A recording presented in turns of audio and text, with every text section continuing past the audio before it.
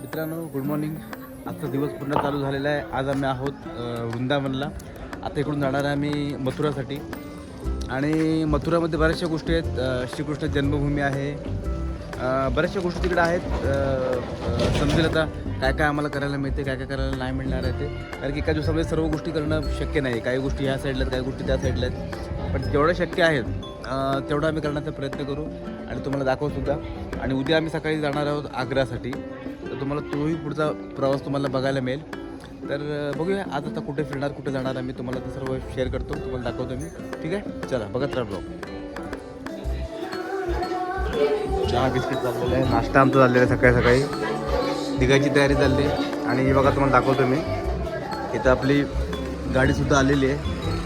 आपण 2 आर्टिका केलेल्या आहेत आज मथुरा फिरण्यासाठी. मथुरा आपण फिरणार आहोत. एक आपली आर्टिका इथं आलेली आहे, एक गाडी आपली यायची बाकी आहे. हे आपलं हॉटेल तुम्हाला काल पण मी दाखवलेलं हॉटेल. थोड्या वेळात निघू आता आम्ही मथुरा करण्यासाठी. बघूया आता मथुरा करता करता काय काय होतं आहे ते. बऱ्याचशा गोष्टी आहेत श्रीकृष्ण भगवानच्या, पण आता त्यातलं किती होतील किती नाही होतील. चला आपण आता चाललो मथुरा फिरण्यासाठी. मथुरा जन्मभूमी, गोकुळ, असं बरंच काय काय बघायचं प्लॅनिंग आहे. हे आपली गँग पाठी बसलेली आहे. आणि हे आपल्यावर ड्रायव्हर आहे. तर हे आपल्याला सर्व दाखवणार आहेत कुठे कुठे काय काय आहे ते, आणि काय तिकडची हिस्ट्री आहे सर्व सांगणार आहेत आपल्याला आज. तर बघूया कसं आहे मथुरा आणि काय मथुरा. काही खाण्याचं अजून काही आम्हाला दाखवायला मिळालेलं नाही आज. काल पण काही मिळालेलं नाही आहे. आज प्लॅनिंग आहे काहीतरी मथुराचं पण दाखवू, खाण्याचं काही आयटम, आणि वृंदावनचे पण दाखवायचं काही विचार आहे. तर पाहूया काय तुम्हाला दाखवायला मिळते त्यात. बघा आपली दुसरी गाडी आता पुढे चाललेली आहे. ही गाडी आणि ती गाडी, आपण 2 गाडी मिळून आता यमुनाच्या नदीजवळ चाललेलो आहे. 2 रस्ते आहेत तिकडे जायचे म्हणतात जन्मभूमीमध्ये. तर जर चालण्याचं नको असेल तर यमुनामधून जावं लागतं. तर आम्ही तो रस्ता प्रेफर केला आहे.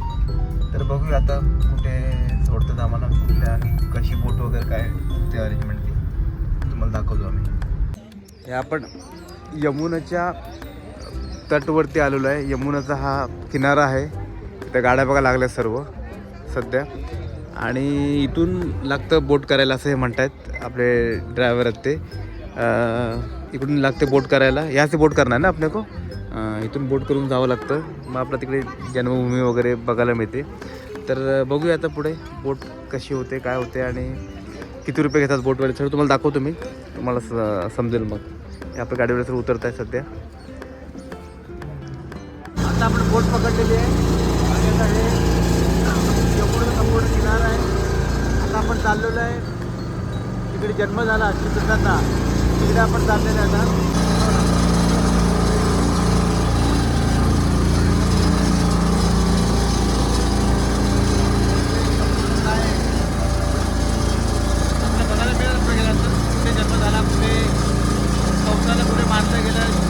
मारलं आणि कुठे मग आराम केला. बऱ्याच गोष्टी आहेत बघायला मिळते तुम्हाला. हे बघा हा तट आहे, यमुना तट आहे. छोट्या मोठ्या बिल्डिंग आहे यमुनाच्या. तर बोटिंग चालू आहे बघा इकडे. अशा प्रकारे यमुना आहे.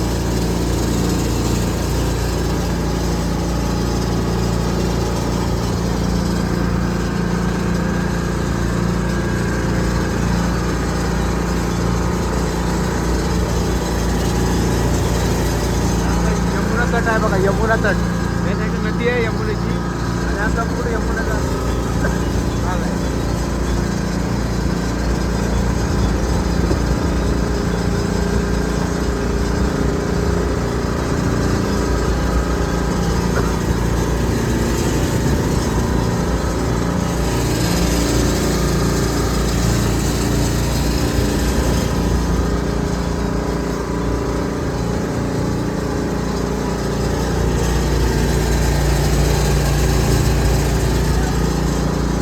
यमुनाच्या बाजूला आपण आलेलो आहे. त्या साईडला बोटी भरपूर आहेत बघा.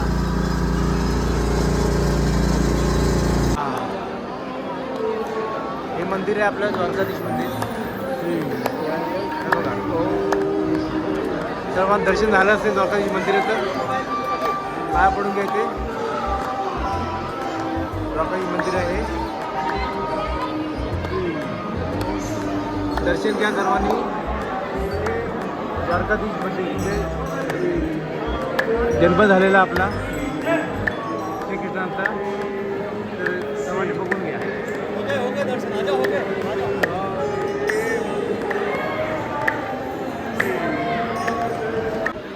चला आता मंदिर झालेलं आहे बंद. बघा शार्प टाईम मंदिर बंद होतं. अजिबात पुढे जास्त चालत नाही. आणि गेट दरवाजे गेट वगैरे सर्व बंद आलेले आहेत. झालं बघा सर्व पब्लिक निघाली.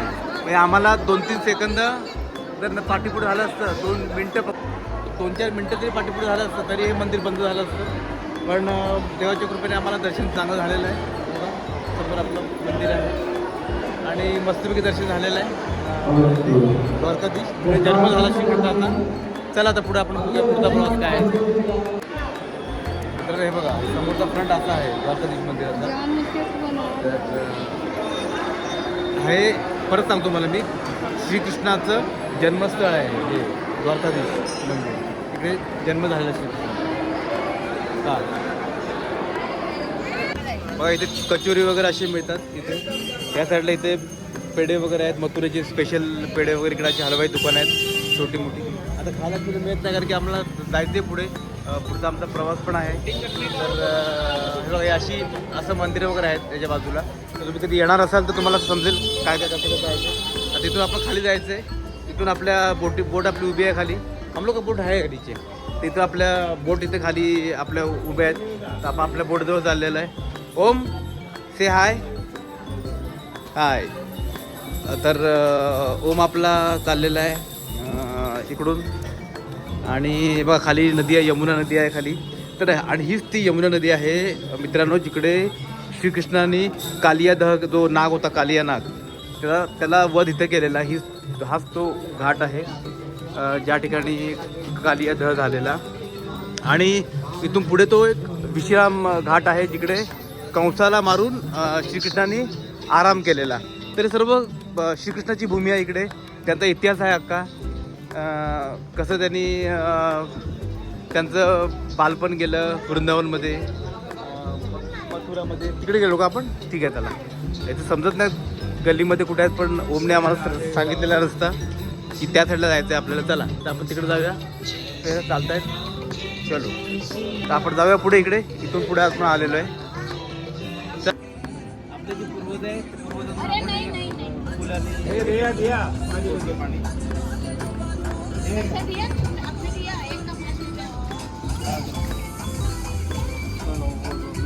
हा बघा इथे सविस्तर निवांत इकडे दिसते. विश्राम आपलं यमुनेचा तट इथे एकदम आरामशीर दिसते. आणि बघा इथे खाली माकड पण आहे. चला करतो मित्रांनो. बघा इकडे आपण आता या साईडला हे आहे यमुना तट आहे. इकडून आपण इथे मंदिर आलेलो आहे कालिंदी कृष्ण मिलन मंदिर. ज्याप्रमाणे वृंदावनमध्ये आपण राधाकृष्ण असं हे जोडलं जातं त्याचप्रमाणे यमुना तटावरती कृष्णाची गोपिका म्हणा किंवा आता सगी म्हणा किंवा बायको म्हणा किंवा काय म्हणा तसं कृष्ण कालिंदी हे आहे अशी नोंद आहे बाबा इतिहासामध्ये. तर ते हे मंदिर आहे यमुना तटवरती बसलेलं आहे. इकडे बघा लोकांची गव्हाची शेती वगैरे या साईडला. तर अतिशय सुंदर एरिया आहे. आणि हा समोर संपूर्ण यमुनाचा तट आहे बघा. अख्खं यमुना तुम्ही जेवढं बघाल ना ही साईडला संपूर्ण यमुना आहे बघा. तुम्हाला दाखवतो बघा ह्या साईडला संपूर्ण यमुना अख्खं यमुना आहे. यमुना तट. चल आता यमुना इथं आपलं काम झालेलं आहे. द्वारकाधीश आपलं इथे दर्शन झालेलं आहे व्यवस्थित. आता आपण जाणार आहे इकडून गोकुळमध्ये. तर चला आता आपण गोकुळला जाऊया. बघूया काय आहे तिकडे. दाखवतो.